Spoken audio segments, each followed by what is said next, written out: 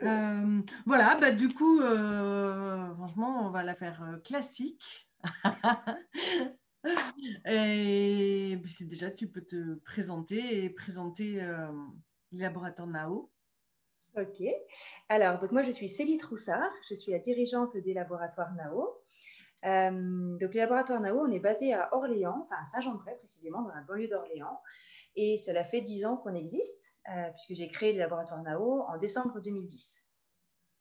Donc, on a déjà un peu d'historique, enfin, pas un peu, c'est déjà pas mal. On est installé depuis quelques temps avec plein de nouvelles choses qui s'incrémentent au fur et à mesure. Et c'est ça aussi qui fait la richesse de ma vie aujourd'hui, de ma vie d'entrepreneuse.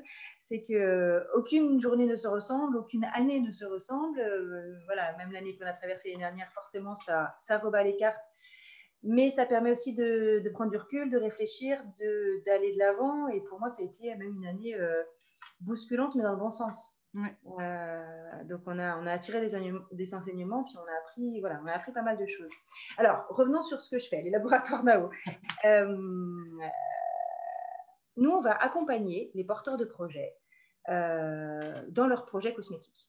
Vraiment, on va être là pour que main dans la main, on puisse transformer leurs rêves en réalité, pour les écouter, comprendre leurs attentes, leurs doutes, leurs espoirs, et voilà, passer de cette idée de mettre en musique, souvent j'utilise ce mot-là, c'est mettre en musique, transformer en réalité, transformer le projet, qu'il devienne concret et qu'il devienne réel. On a la chance, nous, chez NAO, de pouvoir gérer la totalité de la chaîne de vie d'un produit cosmétique, de la formulation à la fabrication, en passant par le remplissage. On va essayer d'apporter cet accompagnement sur mesure, au plus près des besoins. Je vais détailler un peu les différentes étapes sur lesquelles on peut intervenir, mais c'est vraiment le premier message que je peux faire passer, c'est que on se met en quatre pour nos porteurs de projets, et s'il y a besoin d'intervenir que sur une partie, on va le faire. S'il y a quelque chose qu'on ne sait pas faire, par contre, on va dire non très clairement. On préfère dire non plutôt que de faire croire ou de faire perdre du temps à l'un comme à l'autre. Donc voilà, on a ce souci de transparence. Je peux peut-être d'ailleurs commencer par parler des valeurs de NAO et de notre why. On a travaillé sur notre raison d'être. Et le carburant de l'équipe, c'est d'être créateur de bonheur. On a mis ça en mots aussi. Créateur de bonheur, parce que justement, on aide ces porteurs de projets à créer leur marque, à rendre concret leurs rêves. Et ça, voilà, de voir les paillettes dans les yeux des porteurs de projets, c'est très, très, très nourrissant, c'est très bienfaisant. On accompagne les marques dans leur quotidien, dans leurs problématiques, et on facilite au maximum tout ça, tout cet écosystème. Et on apporte aussi du plaisir, parce que les laboratoires NAO, c'est donc cette partie sous-traitance, mais on a aussi deux marques en propre qui s'appellent Capilor et Naolia. Et donc, créateur de bonheur, c'est aussi d'apporter un moment de bien-être dans sa salle de bain, autour d'un shampoing ou d'une épilation, avec nos marques de Capilor ou Naolia. D'accord. Et parce que tu dis nous ou on, donc tu intègres toute ton équipe. Et vous êtes combien aujourd'hui? On est 5. 5. On est 5, voilà. Donc, on est une TPE. On n'est pas nombreux, on n'est pas nombreuses, puisque nous ne sommes que des femmes. À l'heure actuelle, hein, c'est pas pas de la discrimination. C'est pareil chez Princesse Lia. À l'embauche, mais voilà, girl power. Ça fonctionne bien. Et puis voilà, l'objectif, c'est pas forcément d'être plus gros, de grossir à tout prix. C'est de pouvoir répondre à l'expertise sur laquelle on nous sollicite. On préfère être petit et du coup agile. Pour moi, je considère ça comme une force d'être petit, parce qu'on a la souplesse et la réactivité pour pouvoir travailler, répondre assez vite. Alors, ça a aussi des inconvénients, hein, de temps à autre, d'être petit. Mais en l'occurrence, c'est aussi pour ça que le rationnel se fait bien, parce qu'on est en direct en termes de relations et de décisions. Là, il y a une semaine ou deux, j'ai un client avec lequel on va signer qui m'a dit, mais moi, je signe avec vous parce que je parle en direct avec la direction et avec la responsable R&D. Et donc, pour lui, c'est hyper concret, plutôt que de parler à un chef de projet qui va être un peu détaché, etc. etc. Ouais. Donc c'est une force aujourd'hui, ce nombre de personnes dans l'équipe, on va dire. Cette souplesse que ça vous donne. Cette souplesse, exactement. Ok. Et donc voilà, le carburant, c'est créateur de bonheur, et nos valeurs, c'est le PEPS qu'on a mis dans sur le site internet. On a écrit ça, on a écrit cet acronyme. Le PEPS, c'est le P pour professionnalisme, E pour efficacité, P pour partage et plaisir, et S pour satisfaction et service. Donc, c'est le PEPS qui nous caractérise au quotidien, dans notre manière de voir les choses, mais aussi dans les valeurs sur lesquelles on va appuyer, sur lesquelles on va prendre nos décisions. Voilà. E pour efficacité, ok, on annonce dès le départ, les délais peuvent être longs, mais en même temps, il ne faut pas perdre de temps. Il faut se poser les bonnes questions pour être efficace. Et on va mettre à votre service notre expertise. Voilà, le P pour professionnalisme, enfin, ça va transparaître vraiment dans toutes nos décisions et toutes nos actions. Et avec ce côté bien-être, plaisir au travail, partage, c'est fondamental. La bonne humeur, donner du sens en fait à ce que nous faisons au quotidien. Ok, super. Top. C'est pour ça qu'on s'est reconnus un peu dans le...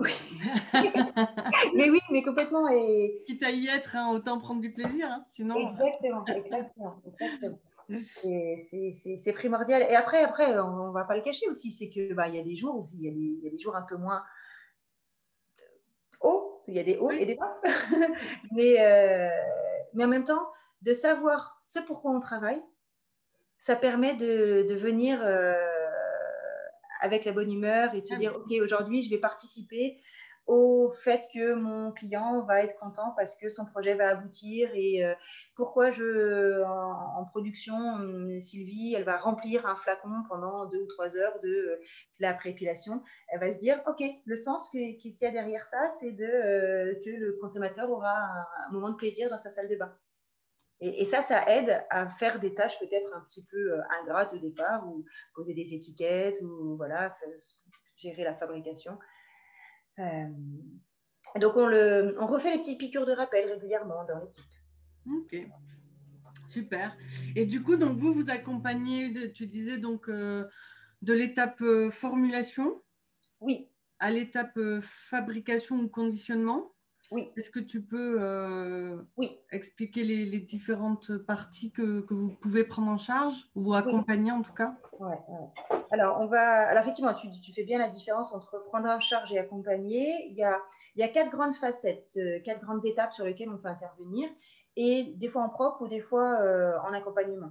Les 4 grandes étapes, et après on va revenir en détail sur chaque, c'est la recherche et la formulation. On va donc gérer en interne, en propre. La partie réglementaire, où là on va pouvoir accompagner, coordonner par nos soins les étapes réglementaires pour le client, mais ce n'est pas nous qui faisons en interne.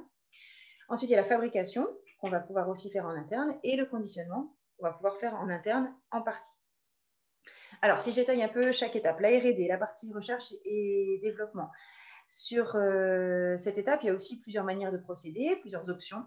Soit le client peut choisir de partir sur une gamme blanche. Donc, c'est des formules que nous avons déjà en portefeuille et qui sont prêtes à l'emploi, c'est-à-dire qui sont aussi réglementairement validées. Donc là, on a, je crois, 150 références.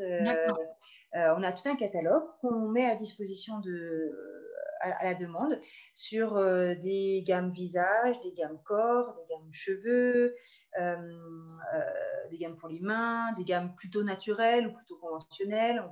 On va aussi essayer d'être très, très large, on va dire. Ok, vous faites les deux. Vous faites et naturel et conventionnel. Oui. Après, on ne fait pas de produits biologiques, parce que nous-mêmes, nous ne sommes pas certifiés. Donc, je préfère le dire aussi de manière très transparente. On peut formuler bio selon les référentiels bio. On a l'habitude de travailler comme ça. Donc, c'est-à-dire que la formule peut être certifiable dans un second temps.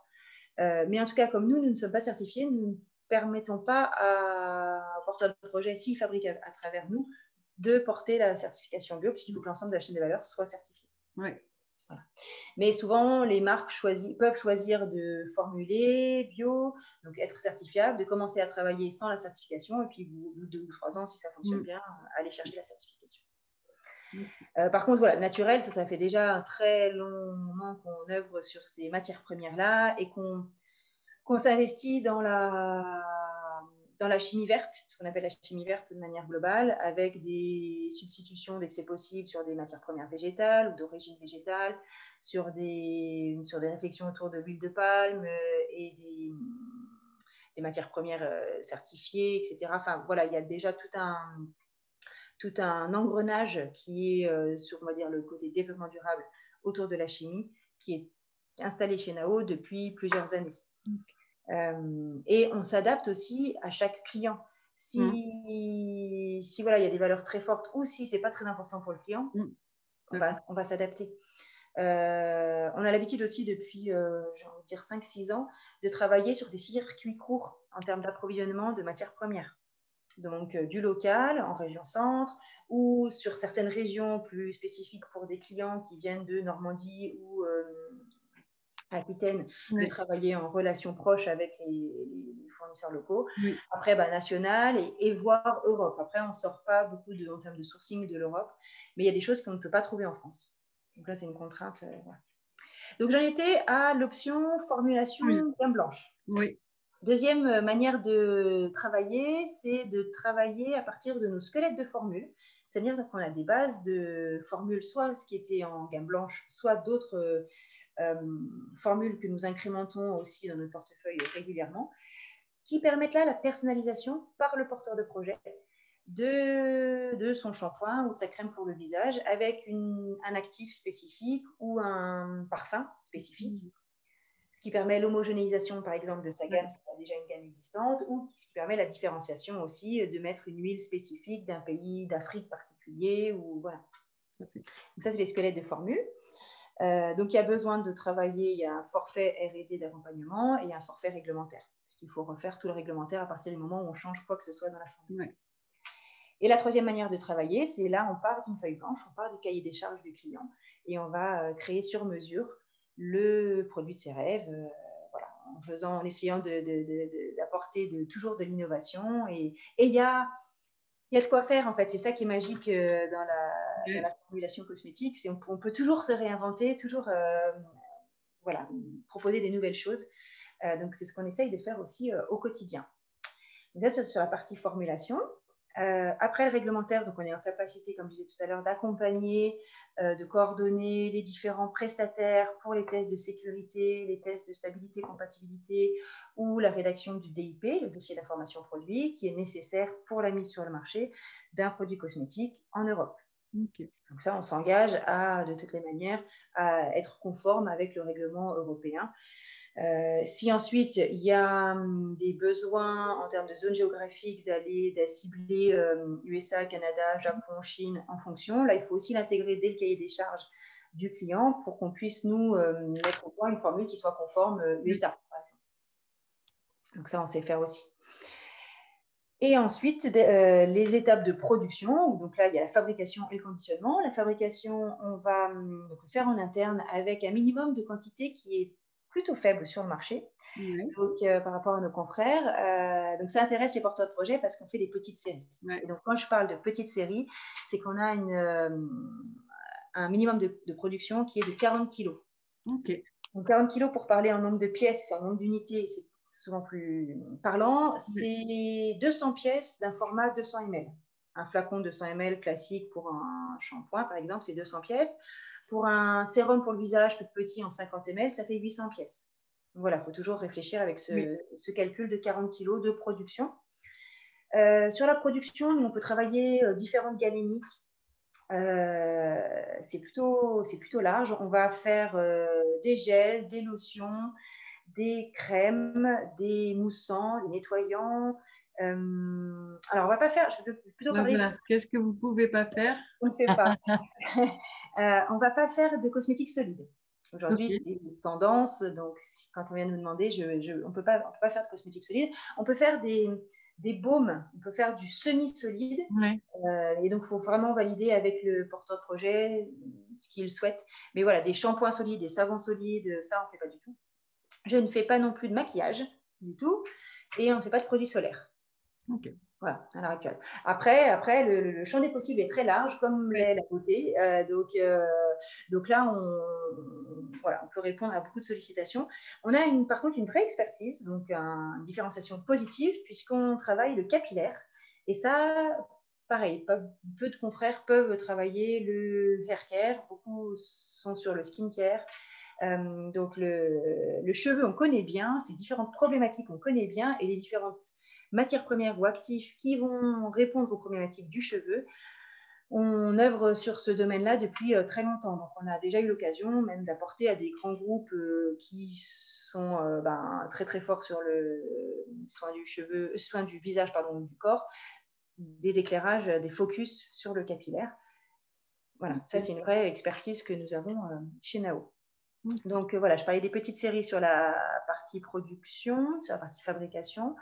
Et puis, nos batchs de production sont entre 40 et 500 kilos à la fois. Quoi dire sur le conditionnement, c'est pareil? Enfin, alors, c'est en pièces aussi, c'est en nombre de pièces. sur le conditionnement, on n'a pas de minimum parce que le minimum, quand c'est vraiment toutes petites séries, on peut le faire à la main. Donc là, on va vraiment essayer de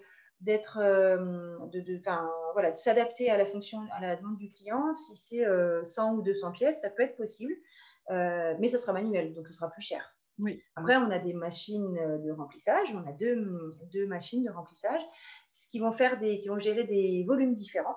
Donc, on a une machine qui fait des petits volumes de 3 ml jusqu'à 125 ml. Et après, on a une machine qui fait les plus gros formats, donc de 200 ml jusqu'à litres, voire 5 litres, puisqu'on remplit aussi beaucoup de formats professionnels, des bidons de 5 litres pour les coiffeurs, par exemple, pour les shampoings techniques. On fait en interne tout ce qui est remplissage de pots et de flacons avec les bouchages qui vont bien. Par contre, on ne fait pas le remplissage de tubes. Ouais. Mais là, on a un partenaire sur Orléans aussi avec qui on travaille en étroite collaboration pour le remplissage des tubes.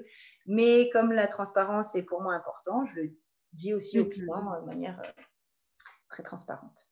On peut gérer ensuite l'étiquetage et le marquage, évidemment, du numéro de l'eau au fond du flacon et aussi du conditionnement secondaire, si besoin. Donc là, c'est pareil, c'est du manuel, mise en étui, en trousse, en coffret, avec la petite notice si besoin, même si on essaye de ne pas faire des déchets supplémentaires. Donc, une notice, pour nous, c'est un déchet.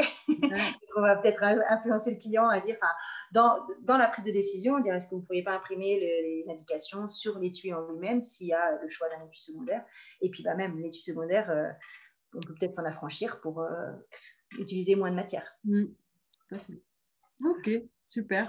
Et du coup, si donc je reprends, donc tout ça peut se faire ensemble ou séparément. Oui, c'est ça. On peut nous appeler pour juste la formulation et on s'arrête là, ou juste la fabrication, on a formulé avec un tiers, un formulateur freelance ou avec un autre laboratoire précédemment. Et on peut aussi tout à fait ne faire que le remplissage. Notamment, je pense au remplissage des huiles où il n'y a pas forcément de fabrication. C'est pas parce qu'on n'a pas fait la fabrication ou l'étape de mélange qu'on ne peut pas gérer que du remplissage seul. Voilà, c'est vraiment à la carte. Ok.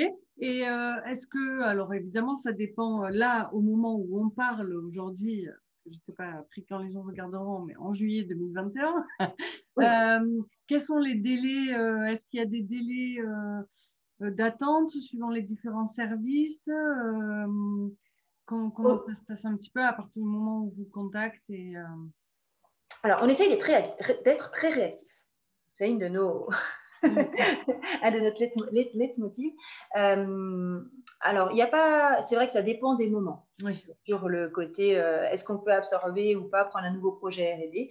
On essaye de toujours avoir de la place pour ne pas dire non, parce que à partir du moment où on a fait connaissance et où on s'est choisi mutuellement, parce que je pense que c'est une vraie question de feeling et voilà, ça match, etc. Quand le client prend la décision de travailler avec nous, on essaye de pouvoir répondre oui à ce moment-là. Et à chaque fois, finalement, sur les 10 ans, si je regarde en arrière, ça n'a jamais posé de souci en disant ah bah là je peux pas commencer à travailler pour vous, parce que c'est vrai que ça crée de la déception, ça peut créer de la déception. Donc on a de la place pour les projets en R&D. Ce qu'il faut savoir en moyenne, c'est que ça peut prendre 12 mois de mettre au point une formule pour un client avec un certain nombre d'allers-retours qui va s'engager à partir du moment où on a signé un contrat de collaboration qui va reprendre les responsabilités de chacun et ce cahier des charges dans le cadre d'un développement spécifique des formules. On va proposer des premières soumissions et puis effectivement un nombre d'allers-retours s'engage sur des soumissions et des améliorations avec comment dire de la part du client des commentaires sur ce qu'il aime, ce qu'il n'aime pas et en quoi, et de manière écrite pour qu'on puisse nous se baser très clairement sur ces éléments et ce qu'il faut améliorer pour les prochaines soumissions. Et donc ça, ce nombre d'allers-retours et cette rapidité de réactivité, de réponse, je ne la maîtrise pas à l'avance, donc je ne sais pas trop combien de temps ça va durer. Mais il y a quand même au minimum 6-9 mois d'aller-retour avant la validation finale de la formule. Et ensuite, on passe sur les étapes de test réglementaire. Donc là, ça prend aussi 3-4 mois. Et après, on passe en production. Donc, s'il n'y a pas d'étape de R&D, ça peut être beaucoup plus court. Notamment si on travaille sur un squelette de formule à juste modifier un actif ou un parfum, on peut être sur une première étape de 3-4 mois. Après, il y a le réglementaire et après la production. Et si je parle juste de timing de production seul, sans avoir de R&D du tout, là, on est sur un délai de 6 à 8 semaines entre le moment de la commande et le moment de la marchandise qui part de chez nous. Tout ça, c'est affiné vraiment en fonction des produits dont on parle, parce qu'il peut y avoir une matière première qui met 3 mois à arriver, et bien là, le délai, il va être impacté, le délai global de production va être impacté par cette matière première qui va être au démarrage de la commande. Donc voilà, à chaque fois, on essaye d'être le plus clair possible pour dire, OK, ce projet-là, c'est 8 semaines. Ce projet-là, c'est forcément 4 mois entre la commande et la livraison parce que j'ai déjà 3 mois de livraison de la matière première qui vient du Brésil, par exemple. Parce que du coup, quand tu fais de la production, on peut utiliser vos matières premières ou le porteur de projet peut venir avec ses matières premières. Comment les deux. on fait ça? Les deux. Les deux. C'est-à-dire que nous, on a un stock conséquent de matières premières, de différentes matières premières. On a aussi des matières premières qu'on appelle tout ce qui est des matières basiques premières, des matières premières classiques, qui est plus intéressant de mutualiser avec le client. Par contre, quand on parle d'un actif bien spécifique pour le client, là, je propose au client de l'acheter par ses soins pour lui-même. C'est lui qui en est propriétaire. On peut, nous, le stocker entre chaque campagne de production pour lui. Mais là, c'est vraiment une discussion aussi qu'on a avec le porteur de projet. Et souvent, on a peut-être 90% des matières premières qui sont fournies par Nao, et puis une ou deux matières premières qui va être amenée par le client. Ok. Et oui, vous pouvez stocker entre deux productions ou comment ça se passe quand Alors, effectivement, au niveau logistique, je n'en ai pas trop parlé. On peut stocker entre deux productions soit des packaging vides, parce qu'il a fallu acheter 5000 pièces, mais que le client choisit de faire en 5 fois 1000. On peut stocker, alors on stocke rarement du produit fini. En général, le produit fini, il est envoyé directement au client, mais des matières premières aussi. Donc, c'est plutôt packaging et matières premières qu'on va stocker. Donc là, on a une offre de prix de stockage plutôt classique. Et puis, on ne va pas faire la logistique, c'est-à-dire l'envoi au client final. Voilà, ça, c'est un autre métier. On n'est pas logisticien. Oui. Donc, vous envoyez à l'entrepôt, au porteur de projet. Après, c'est lui qui fait sa distribution. Après, c'est lui qui envoie à ses clients. Okay. Après, les matières premières, c'est notre rôle de sourcer, de veiller, de trouver des nouveaux actifs, les bons ingrédients. Donc, on va toujours réussir à proposer des nouvelles choses et voilà, les proposer pour les clients. Ok. Et du coup, en typologie de clients, vous avez On a plein de clients différents. C'est ça qui fait la richesse aussi des journées. Ouais, non, on a plein de clients différents. On a des petits clients, sans que petits soient péjoratifs, pas du tout, parce que je nous considère comme petits, donc à partir de ce moment-là. Okay. On a des créateurs, des startups, on a beaucoup. Alors, moi, personnellement, je suis très impliquée dans la Cosmetic Valley. Ouais. Et dans l'incubateur qui s'appelle Beauty Hub, qui aide les porteurs de projets à monter en compétences sur leur gestion de projet. Donc, on a, et depuis, pareil, 5, 6, 7 ans. Donc voilà, tout ce qui est start-up, on va dire, ça ne nous fait pas peur. Ce n'est pas parce que la personne n'a pas encore de structure derrière elle ou se lance ou se reconvertit qu'on va dire, bah non, merci, ça ne nous intéresse pas. Au contraire. Et moi, de ma manière de voir les choses, c'est d'apporter, d'aider. Même si ça n'aboutit pas, bah, j'aurais apporté une petite pierre à l'édifice sur le chemin de la filière cosmétique de manière générale. Ça, c'est important dans nos échanges. Donc, prendre du temps, prendre une demi-heure pour expliquer comment ça se passe, c'est OK. Et peut-être que ça ne donnera rien là, dans les 6 mois à venir, mais que ça donnera quelque chose dans un an ou deux. Exactement. Ouais.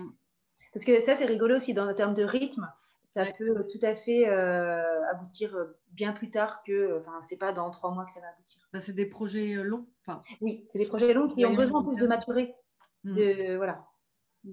Et quand on revient nous voir après un premier contact, je sais pas, un an et demi après, ça a évolué et ça a évolué dans le bon sens parce que justement, ils ont pris conscience, ils ont un peu plus étudié le marché, ils savent un peu mieux ce qu'ils veulent, par exemple. Donc, c'est bénéfique. Ok. Et du coup, quand le premier contact qui se fait via, je sais pas, le site internet, je suppose qu'il y a un formulaire ou un numéro, c'est sur toi qu'on tombe? Oui. Comment ça se passe? Qui c'est qui fait le premier filtre? Le premier réceptacle?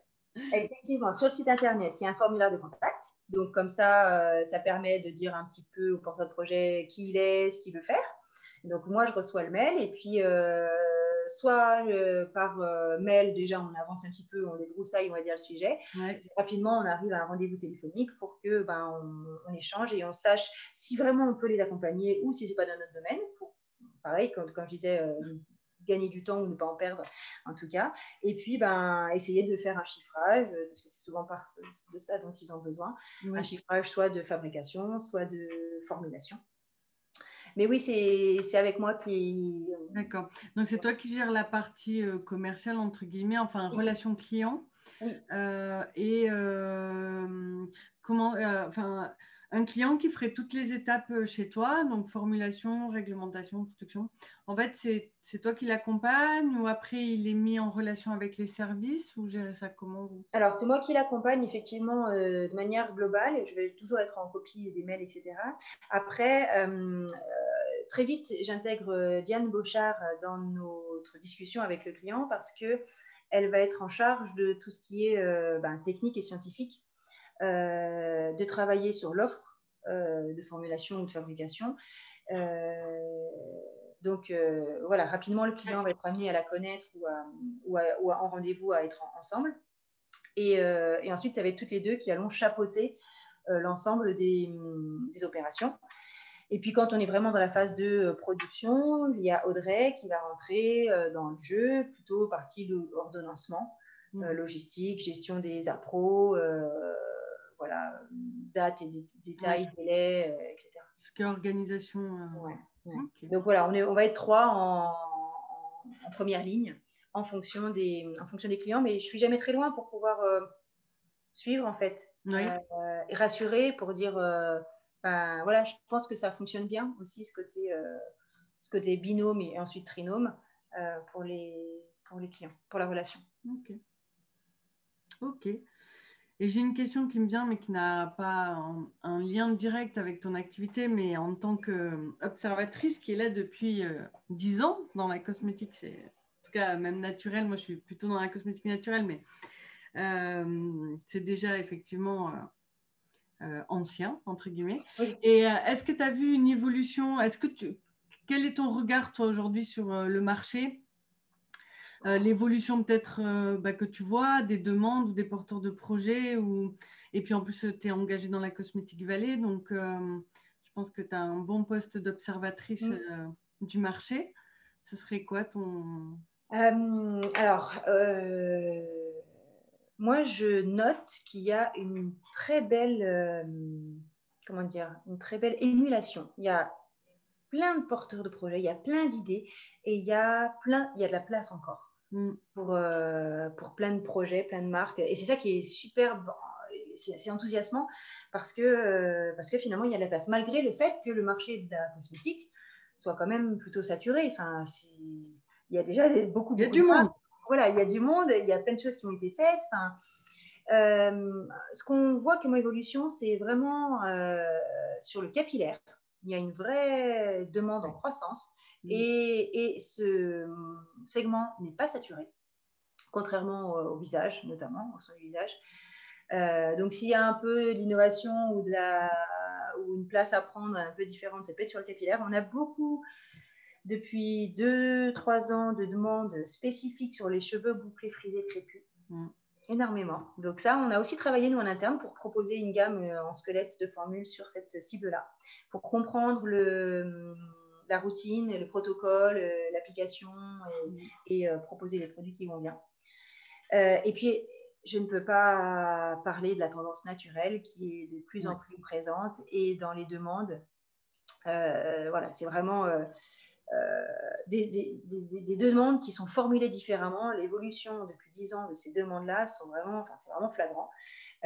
Après, c'est même à travers, presque, aujourd'hui, parce qu'on a des clients qui nous demandent des formules sans rien, enfin sans tout et n'importe quoi. Des choses qui n'ont pas lieu d'être dans ce produit cosmétique, des blacklists qui sont, enfin, c'est important qu'elles existent, mais en fait, qui n'ont plus de sens parce que juste, ils ont été alimentés par la rumeur, les lobbying, et donc du coup, c'est un projet cosmétique sans rien, avec une blacklist longue comme le bras, mais qui n'a pas forcément de valeur en tant que telle. Donc ça, c'est peut-être la limite sur laquelle je voudrais aussi alerter, c'est que, par exemple, sans sulfate, aujourd'hui, c'est un amalgame qui n'est pas forcément bon parce qu'on peut travailler dans la grande famille des sulfates, des choses qui sont intéressantes. Voilà, donc en fonction de ce qu'on veut travailler, ce qu'on veut mettre au point et quel type de produit, quel usage, quelle cible, etc. Oui, après, c'est surtout que le sang et tout ça, c'est pas une valeur en soi ou c'est pas enfin voilà, il faut que derrière, voilà, il faut que soit derrière il y a vraiment enfin c'est cohérent et il y a un projet, il y a un machin, mais juste demander du sang pour demander du sang, en fait. Voilà, demander du sang, voilà. Effectivement, il n'y a pas de il y a pas de cohérence et voilà. Et il y a des choses dont on ne peut pas se passer aussi, et notamment dans le capillaire. Enfin voilà, il y a certains ingrédients, c'est sûr que sans passer et avoir des résultats et des sensorialités aussi intéressantes, c'est compliqué. Donc non, ça c'est sûr que bon, faut pas. Après, c'est toujours comme ça, il faut aller un peu loin pour un peu revenir. C'est élastique. Comme les cosmétiques solides, je pense qu'on y reviendra un petit peu. Là, il y a beaucoup d'engouement, mais on se rendra compte dans un an ou deux des à côté négatifs. Oui, bien sûr. Après, je dis souvent à mes élèves que, enfin, faut pas être plus royaliste que le roi aussi. Et puis, on avance avec les connaissances qu'on a actuellement. Donc, un produit est super, voilà, notamment dans les shampoings solides. Il y a quelques années, le SCI, c'était incroyable. C'était, voilà. Et puis maintenant, voilà, avant, il était doux, biodégradable. Maintenant, il est irritant donc voilà, il ne faut pas se mettre trop de bâtons non plus dans les roues. Voilà. Moi, j'ai beaucoup d'élèves qui ont beaucoup d'exigences au départ et je leur dis c'est déjà des projets compliqués. Enfin, créer une marque, c'est compliqué déjà. Donc après, il faut des fois pas se créer plus de… Oui. Enfin voilà, il faut faire du mieux qu'on peut. Tu as tout à fait raison. Et voilà, être en adéquation avec ses valeurs, mais après, on ne peut pas non plus être… plus royaliste que le roi. C'est une bonne… Et c'est vrai que notre rôle quand on échange avec les porteurs de projets, c'est de les questionner questionner pour pouvoir vraiment savoir quel est le plus important. Il y a peut-être plusieurs critères qui sont importants. Et dans ce cas-là, on essaye de hiérarchiser avec eux quel est le premier critère indispensable, sans quoi on ne peut pas aller plus loin. Et en essayant de mettre le critère 1, 2, 3. Mais si le troisième n'est pas compatible, n'est pas, parce qu'on veut une efficacité, par exemple, mais on ne peut pas y arriver sans mettre l'ingrédient blacklisté là en question, est-ce qu'on est prêt à laisser tomber ce critère 3 ? C'est faire un équilibre et des risques, des souhaits, des besoins et des projets. Ouais, il faut mettre un peu d'eau dans son vin des fois. Mais... oui, et c'est pas facile. Ouais. C'est pas facile. Donc, alors, nous, ce qu'on essaye de faire aussi beaucoup, c'est de travailler la communication, avec lequel, grâce auquel les deux parties vont pouvoir se comprendre. Oui. Et c'est vrai dans toutes les étapes, que ce soit la formulation ou les matières premières, si on commence par les matières premières. Pourquoi les parabènes seront décriés ? Pourquoi tel ? Pourquoi je ne mettrai pas ça dans mon produit ? Ah bah finalement, si nous, le formulateur, nous pouvons expliquer pourquoi je vais mettre telle matière première, lui ou elle, le porteur de projet, le porteur de marque, pourra expliquer en toute transparence à ses clients, ses consommateurs, pourquoi il a choisi de en mettre ou de ne pas en mettre. Donc, ça permet de comprendre. De la même manière, sur la formulation, pourquoi je rajoute, par exemple, des fois, on nous demande des listing key très courtes, moins de 10 ingrédients, ou même 5 ingrédients, ou pourquoi là, je suis obligée d'en avoir 12 ou 13. Ah oui, mais si j'en mets pas ce 12e ou ce 13e ingrédient, j'aurai jamais la texture souhaitée. L'effet sensoriel qui est aussi quand même prioritaire dans les critères souhaités. Et la communication, ça va aussi dans la fabrication, sur les délais. Pourquoi il se passe 3 semaines minimum entre une fabrication et une livraison ? Et quand on explique à la partie adverse, alors j'aime pas ce mot parce qu'adverse, ça veut dire adversaire, alors qu'on est partenaire, mais à l'autre partie en face, qu'il y a des contraintes de livraison de matières premières ou ensuite fabrication, analyse microbio, on laisse un temps sans qu'il se passe rien finalement, et ensuite le remplissage, et ensuite la phase d'étiquetage par exemple, etc., etc. Et seulement après on peut vous livrer. Ah bah oui, maintenant il sait de manière incompressible, il y a 3 semaines qui se passent et voilà, c'est pas qu'on veut pas aller plus vite, c'est qu'on ne peut pas. Et voilà, et de la même manière, moi je demande à nos clients de nous alimenter sur des contraintes, des besoins. Pourquoi finalement ils veulent être livrés très très vite ? Ah oui, c'est parce qu'ils ont réussi à se faire référencer chez un client, au contraire, un distributeur, et que s'ils ne les livrent pas au 1er juillet, ils ont des pénalités. Donc nous, on va aussi essayer de faire en sorte que ça puisse fonctionner. Donc la communication, c'est le meilleur moyen que les affaires pour que ça marche. En fait, il faut connaître les inconvénients et tout ça de chaque partie, comme tu dis, et voilà, faire au mieux. Ouais. Donc, voilà, limite aussi, je peux rassurer, on va dire, tes élèves, c'est que c'est pas parce qu'ils connaissent rien à la cosmétique que ça va pas marcher. On est là justement pour essayer de leur donner vraiment l'éclairage maximum, même s'ils sortent, même s'ils ont été conseillers bancaires ou s'ils ont été ingénieurs en je sais pas quoi. Ils ont des compétences, plein de choses à apporter et qui fait qu'ensemble, on va pouvoir y arriver. Bien sûr. Oui. Après, voilà, j'ai des élèves qui font, parce que moi j'ai une formation sur la formulation et voilà, certains la font parce que vraiment ils veulent formuler eux-mêmes, mais d'autres la font aussi pour justement arriver à parler le même, très bien. même langage, le même vocabulaire et voilà, et pas être perdu parce qu'on lui parle d'un émulsifiant ou d'un tensioactif, d'un conservateur, enfin voilà, d'avoir le vocabulaire aussi et au moins la compréhension de base de ce qu'il demande et de ce qui doit être fait, quoi. C'est vrai qu'on a un vocabulaire qui est quand même bien particulier.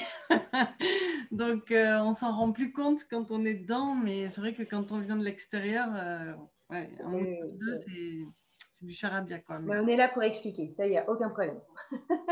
C'est important que...